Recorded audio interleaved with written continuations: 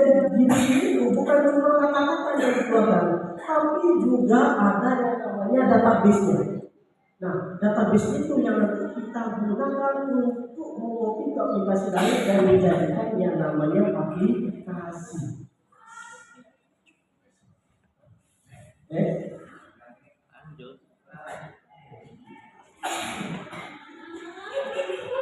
Nah, di sini penerapan bidang penerapan yang lain yang pertama adalah kesehatan dan usaha penyakit robot operasi. Ya, ini juga banyak dilakukan terutama di rumah sakit yang sudah modern, bahwa semua pekerjaan yang dilakukan dokter itu sudah banyak didefinisikan dijadikan robot yang bekerja.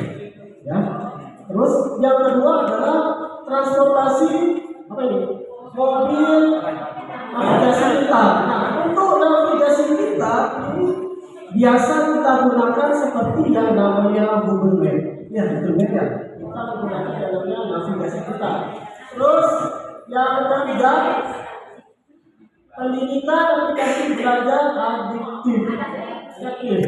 Ya.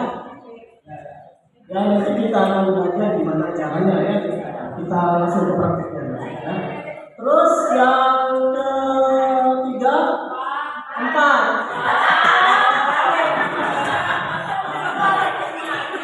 bisnis dari data apa chatbot layanan. Nah, dalam membuat chatbot itu ada ya. Jadi kita belajar, tapi kami harus ada yang namanya prakteknya, karena untuk yang namanya teknologi itu semakin ke depan akan semakin maju.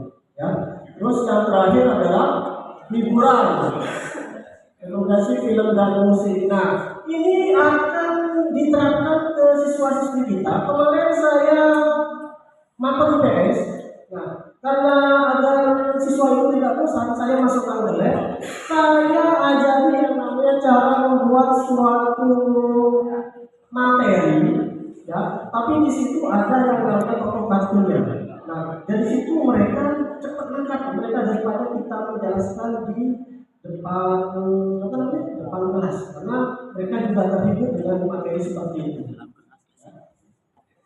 Terus konsep dasar AI. Di sini ada machine learning, komputer belajar dari data.